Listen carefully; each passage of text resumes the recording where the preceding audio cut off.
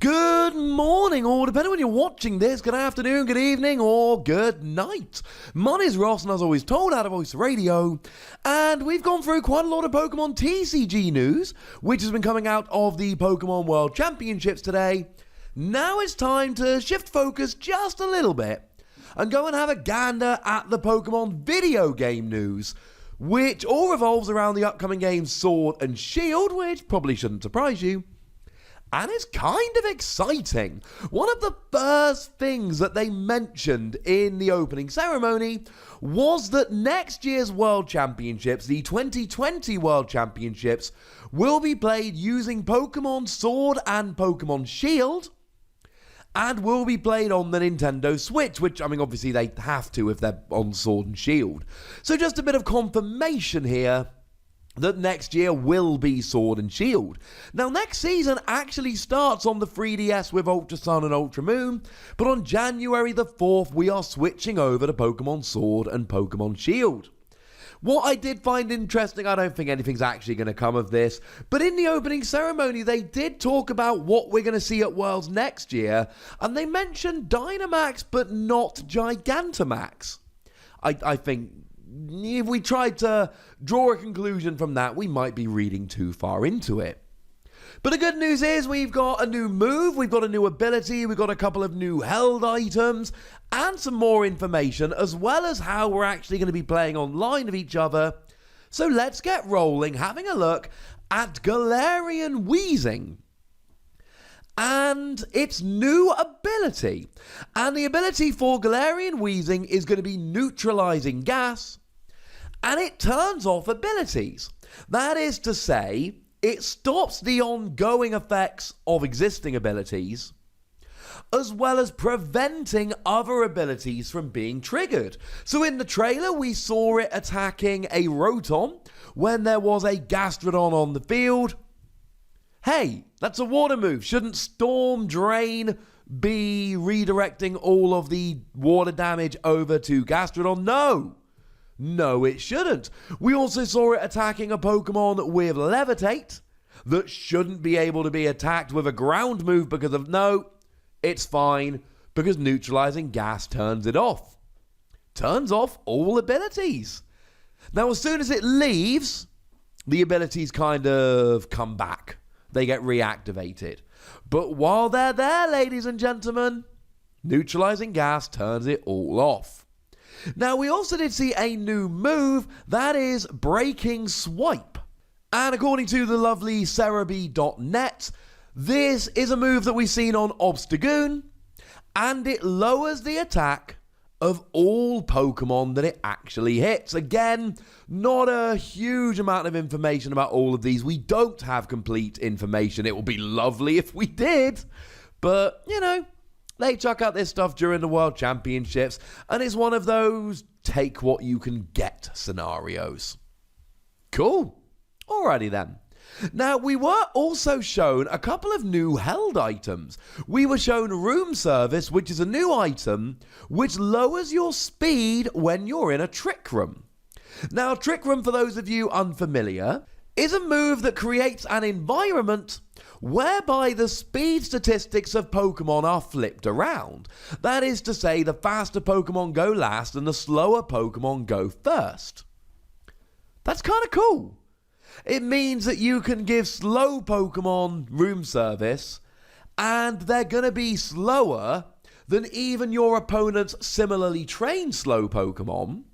And you can give even your fast Pokemon this, and you'll get a little bit of an advantage against other faster Pokemon. Though, to be honest, you're unlikely to be putting this on a fast Pokemon unless you're running a Trick Room team. But having said that, you do sometimes see a faster Pokemon in a Trick Room team to try and make sure that you can actually get Trick Room rolling, or to give you an option when you're not in Trick Room. The other new held item we saw was a Jetpack, and basically this means that a Pokemon, when any of its stats are lowered, will immediately switch out. So this Pokemon doesn't sit there having its stats lowered, it switches out, and then of course when it switches back in, the stat changes are gone. but it means you can chuck in another Pokemon. It means that if you're playing against a team where your opponent is trying to lower your stats, you're actually getting extra switch-ins. And switch-ins they're pretty relevant in the Pokemon video game, if I'm honest with you. So these are really interesting new items. They're not doing any extra damage, but they are creating really interesting situations, letting you go first in a trick room, letting you get extra switches. These are kind of cool. Now, we did also get a bit of confirmation about some of these max attacks. So when a Pokemon has Dynamaxed, they can get max moves, and they have additional effects. So we were shown that Water Geyser will trigger Rain. The fighting type move Max Knuckle will increase the attack of all allied Pokemon, as well as the user. We were shown that just like with Z moves, if somebody uses Protect, a max move will still deal some damage. So Protect basically stops you being damaged for a turn.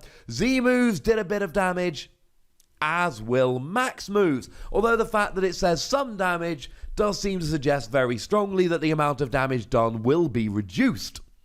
And all status moves used by a Dynamax Pokemon become Max Guard, which will even protect against other max moves. So there is still a way to protect against max moves, you just got to use a bit of the old Max Guard. Cool. Now, we were also given a little bit of information about hidden abilities. First of all, we were shown Corviknight's hidden ability. It's Mirror Armor. It bounces back only the stat lowering effects that the Pokemon receives. Basically, if your opponent would try and lower your stats, they get bounced back in your silly face. But it was also confirmed that you might be able to get hidden abilities in a max raid battle against a Gigantamax Pokemon. So we know that Gigantamax Pokemon do appear in max raid battles. They do not all have hidden abilities, but some of them do. Although, remember that not everyone in the max raid gets to catch them, so whoopsie doodle. Still, it's a way to get hidden abilities, and hidden abilities are good. Nice. And we also received confirmation that when Pokemon are Dynamaxed, they shrug off flinching. Oh, you're going to use Fake Out to make me flinch automatically? No, you're not, mate. I'm all kinds of Dynamaxed. Whoopsie doodle. Now, the last piece of information we received was quite a lot of information, really fun information about ranked battles and how they're going to work in Pokemon Sword and Pokemon Shield. What's really cool here is that there is actually going to be a rank and a tier. So you start off rank 1 to 3 in the beginner tier, and then you move up through the regular Pokeballs. 4 to 6 Pokeball, 7 to 9 Great Ball, 10 Ultra Ball, max puts you in the Master Ball tier.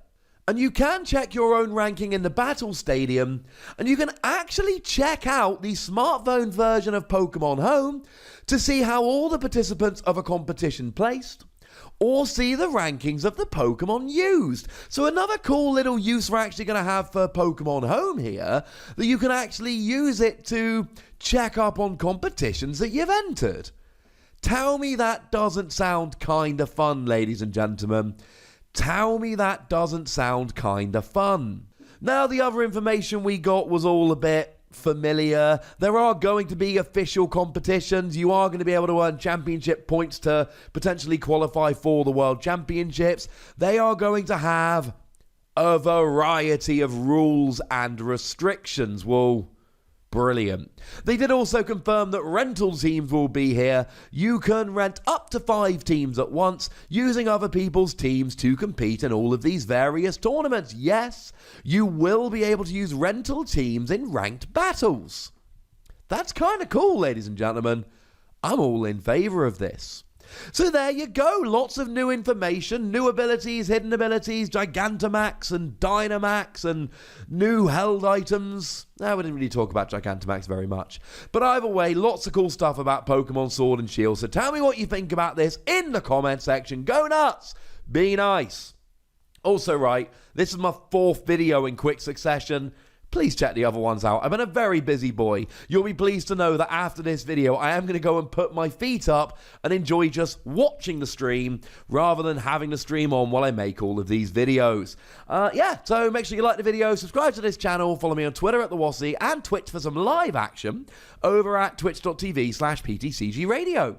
If you want to support the channel, head on over to patreon.com/PTCGradio, where you can do exactly that. A bunch of people have recently. I'm delighted. Maybe you want to too. Check it out. Might be fun. And do make sure you're checking out youtube.com/WassyPlays, where we talk about a whole bunch of games that don't even have any Pokemon in. But by far the most important thing, as always, look after yourselves till next time. Thank you very much for watching. My name is Ross, and you've been watching PTCG Radio.